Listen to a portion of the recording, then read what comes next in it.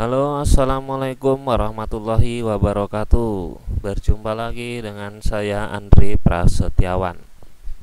Untuk kali ini kita akan belajar kembali tentang mata pelajaran Penjaskes atau PJOK, yaitu dengan materi kebugaran jasmani. Sebelum melanjutkan ke pembahasan, alangkah baiknya kalian semua sudah subscribe, subscribe.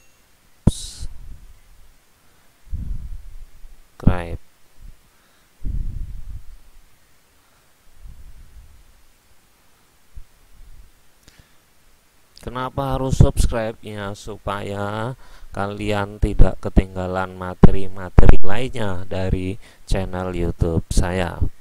Dan jangan lupa pastikan kalian sudah tekan loncengnya agar setiap saya upload video kalian akan langsung mendapatkan notifikasi.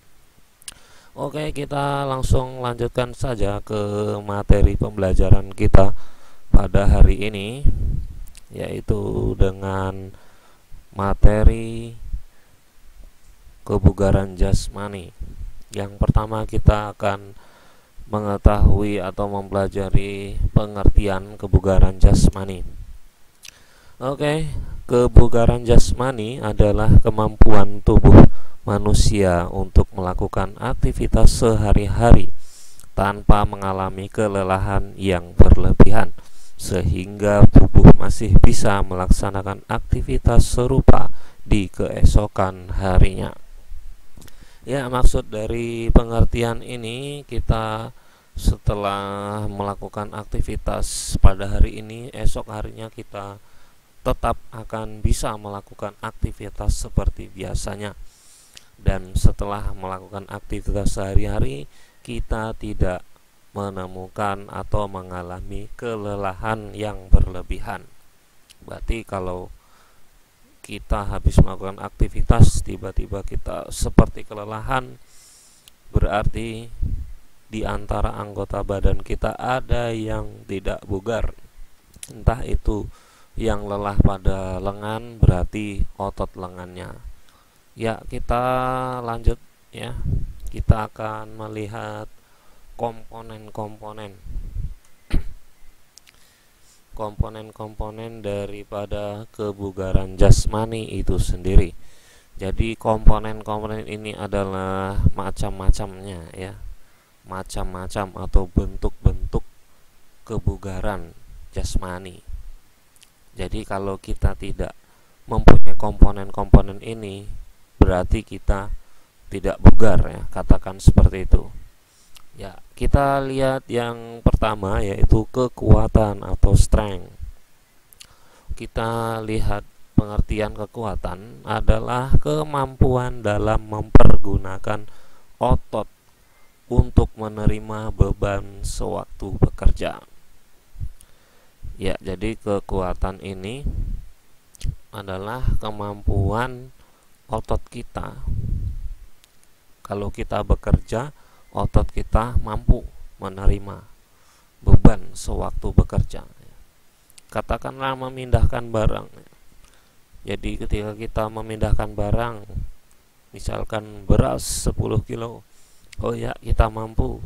Ya, berarti kita punya kekuatan. Berarti otot yang kita gunakan tadi berarti lengan ya, otot tangan. Berarti kuat ototnya. Jadi ototnya tidak mengalami kelelahan yang berarti. Contoh lain latihan ya. Apa saja contoh latihannya untuk memperkuat kekuatan otot ini? Squat jump, yaitu untuk melatih kekuatan otot tungkai dan otot perut. Push up untuk melatih kekuatan otot lengan. Sit up untuk melatih kekuatan otot perut. Angkat beban untuk melatih kekuatan otot lengan. Kemudian back up untuk melatih kekuatan otot perut dan otot punggung. Ya, kita lanjut, kita bahas dulu ya. Nah, jadi dengan berlatih seperti ini, maka kita akan melatih kekuatan otot tubuh kita. Ya, misalnya kita akan melatih kekuatan otot lengan, berarti kita harus sering-sering melakukan push up.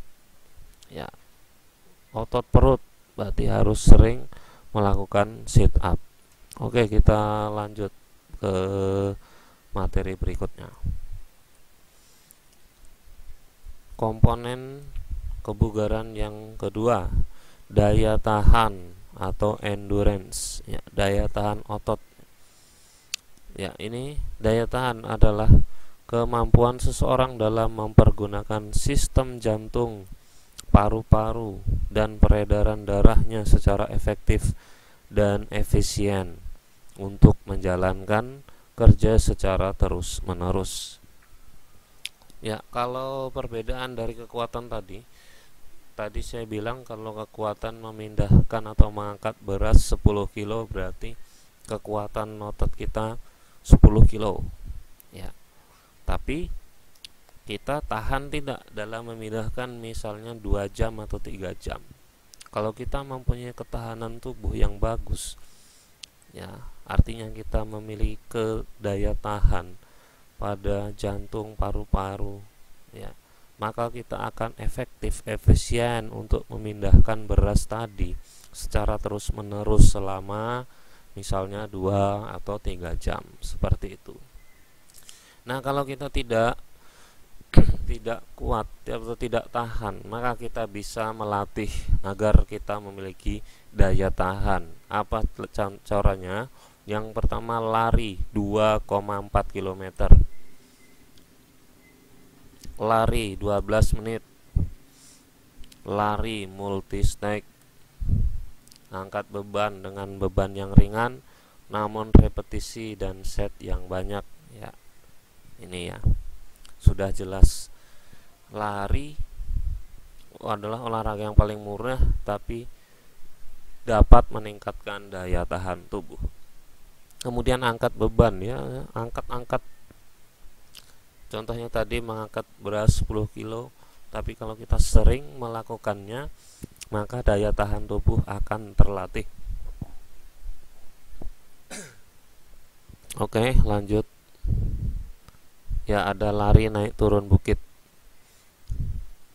Lanjut ke komponen yang berikutnya, yaitu daya otot, muscular power. Daya otot adalah kemampuan seseorang dalam mempergunakan kekuatan maksimum yang dikerahkan dalam waktu sependek-pendeknya. Latihan yang dapat melatih daya ledak otot adalah latihan yang bersifat cepat atau berlangsung secepat mungkin. Contohnya vertical jump atau meloncat ke atas. Ya, ini bisa contohnya kalian main volley, loncat mau smash, melakukan vertical jump. Kemudian mau mengambil buah, katakan buah rambutan, ya, dari bawah kalian meloncat ke atas. Fungsinya untuk apa? Ini untuk melatih daya ledak otot tungkai. Kemudian front jump meloncat ke depan, itu dapat melatih daya ledak otot tungkai juga. Jadi ini bisa ketika kita akan masuki pembelajaran lompat jauh, yang pasti gurunya akan mengajarkan meloncat tanpa awalan katanya, ya. Jadi ini ya, front jump. Kemudian side jump, meloncat ke samping.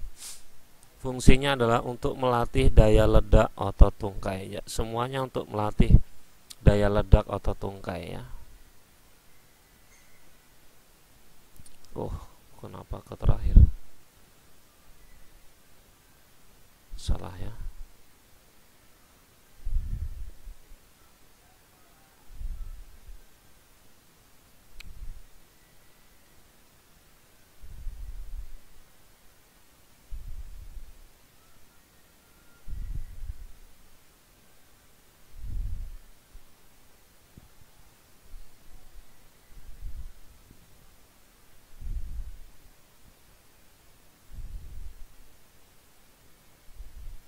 Oke, yang berikutnya adalah daya lentur atau flexibility. Daya lentur adalah efektivitas seseorang dalam menyesuaikan diri untuk segala aktivitas dengan penguluran tubuh yang luas. Contoh latihannya adalah dengan upper body flexibility exercise. Jadi ini mengangkat badan ya, memperpanjangkan badan. Angkat tubuh juga bisa ya, supaya badan kita lentur. Sering melakukan latihan senam ya, juga sama. Kemudian peregangan sebelum olahraga ya, kita harus peregangan atau pemanasan. Jadi ini untuk melatih daya lentur tubuh atau fleksibilitas. Lanjut, komponen kebugaran jasmani yang berikutnya adalah kelincahan atau agility. Kelincahan adalah kemampuan seseorang mengubah posisi di area tertentu dengan cepat dan tepat, seperti dari depan ke belakang, dari kiri ke kanan, atau dari samping ke depan. Kelincahan dapat dilatih dengan lari cepat dengan jarak sangat dekat, kemudian berganti arah. Contoh latihan untuk dapat meningkatkan kelincahan antara lain: yang pertama lari zigzag, kedua lari bolak-balik 5 meter, kemudian lari bolak-balik 10 meter. Ini lari shuttle run ya, shuttle run. Jadi di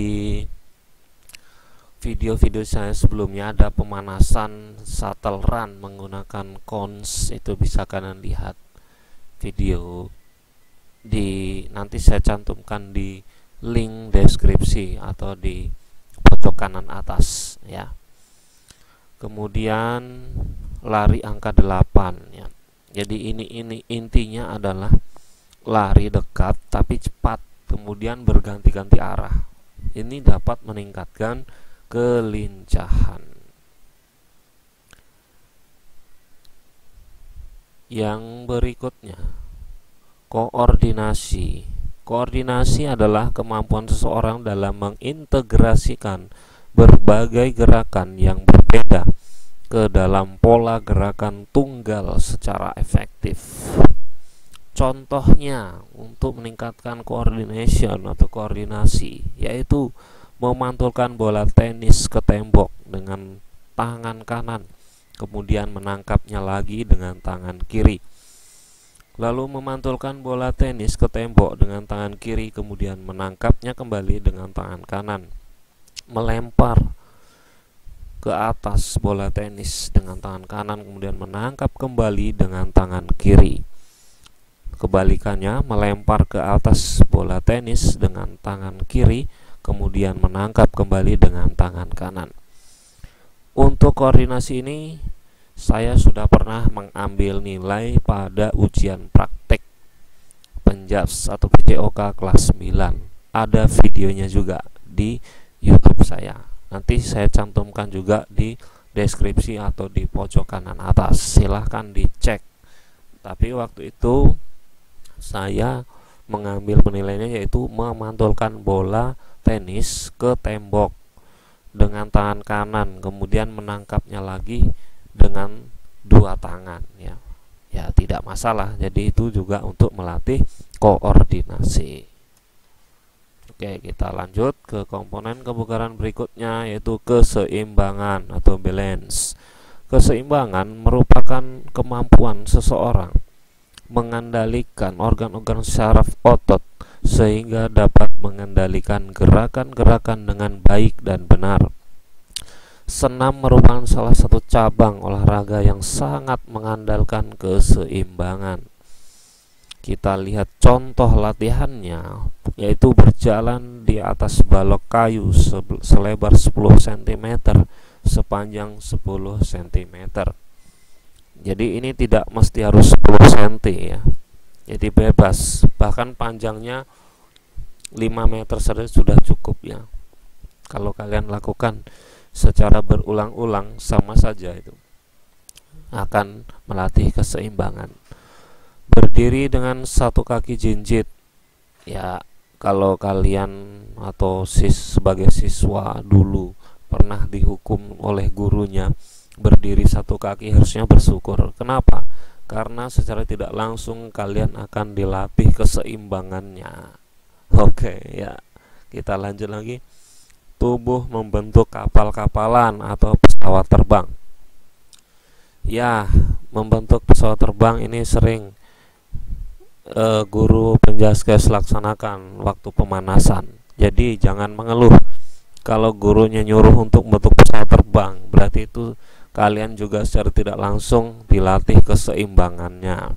Kemudian sikap lilin, ya senam. Tadi sudah dikatakan bahwa senam merupakan salah satu cabang olahraga yang sangat mengandalkan keseimbangan. Jadi bukan hanya sikap lilin ya. Ada handstand, headstand, guling depan juga harus seimbang tubuhnya ya. Kemudian apalagi guling belakang, kemudian loncat harimau ya, kemudian banyak ya. Yang penting senam itu semuanya mengandalkan keseimbangan. Oke, kita lanjut ke yang berikutnya, yaitu ketepatan atau akurasi. Ketepatan adalah kemampuan seseorang untuk mengendalikan gerak-gerak bebas terhadap suatu sasaran. Sepak bola dan bola basket merupakan olahraga yang membutuhkan ketepatan yang baik untuk memasukkan bola ke gawang dengan kaki dan memasukkan bola ke keranjang dengan tangan. Sebenarnya ini main volley juga, main bulu tangkis juga ya. Ketika memukul, kalian mukul harus tepat. Main tenis meja harus tepat, harus punya akurasi yang baik ya. Menyemes, permainan volley disemes harus tepat tangannya. Kemudian menyemesnya di mana? Harus diarahkan ke tempat kosong. Berarti akurasinya harus tepat di tempat yang kosong, yang tidak dijangkau oleh musuh. Semua ya, hampir semua cabang olahraga, permainan semuanya membutuhkan ketepatan. Panahan juga ya. Ya, ini adalah contohnya ya. Contoh latihannya, melempar bola tenis ke tembok sebelum tembok telah diberi sasaran ya. Kemudian untuk lebih spesifik pada cabang bola basket dengan memasukkan bola ke keranjang tepat di bawah ring. Untuk sepak bola dengan latihan menendang ke gawang yang dijaga oleh penjaga gawang. Oke, yang berikutnya adalah reaction atau reaksi. Reaksi merupakan kemampuan seseorang untuk segera bertindak secepatnya dalam menanggapi rangsangan yang ditimbulkan lewat indera. Ya, contoh latihannya adalah yang pertama, menangkap bola tenis yang dilempar ke kanan dan ke kiri oleh orang lain. Ya, reaksi ini, kecepatan reaksi juga bisa dilatih dengan menangkap penggaris. Jadi kalian silahkan ibu jari dengan jari telunjuk silahkan berhadapan, kemudian ada temannya yang memberikan penggaris tepat di tengah-tengah antara ibu jari dan jari telunjuk. Tanpa aba-aba, teman kalian yang memegang penggaris itu menjatuhkan penggaris. Nah, seberapa cepat reaksi kita untuk menjepit menggunakan ibu jari dan jari telunjuk penggaris tersebut. Kalau cepat dalam menjepit, maka reaksi kalian sangat bagus ya. Jadi itu sudah dipastikan kalau kalian menangkap bola tenis yang dilempar oleh teman kalian ke kiri dan kanan, pasti kalian akan lebih cepat bisa. Karena hal yang kecil saja reaksi kalian sangat bagus sekali. Oke, itulah 10 komponen kebugaran jasmani. Dengan ini materi sudah habis tentang kebugaran jasmani. Semoga materi ini sangat bermanfaat untuk kalian semua. Dan kemudian kalau materi ini sangat berguna, sangat bermanfaat, silahkan kalian share ke media sosial atau kalian share atau bagikan ke teman-teman rekan-rekan kalian yang kiranya membutuhkan materi ini. Materi ini saya buat untuk meningkatkan kemampuan belajar kalian di rumah. Siapa saja yang ingin belajar tentang penjaskes atau kebugaran jasmani, tidak hanya anak sekolah, anak kuliah, prodi penjaskes, silahkan belajar di YouTube saya. Banyak materi-materi yang akan saya sajikan nantinya. Untuk itu, supaya kalian tidak ketinggalan, silahkan di subscribe dulu. Yang masih merah itu dihitamkan, kemudian ditekan loncengnya, supaya kalau saya upload video lagi, kalian tidak ketinggalan notifikasinya. Oke, terima kasih saya ucapkan. Wassalamualaikum warahmatullahi wabarakatuh. Sampai jumpa lagi di video selanjutnya.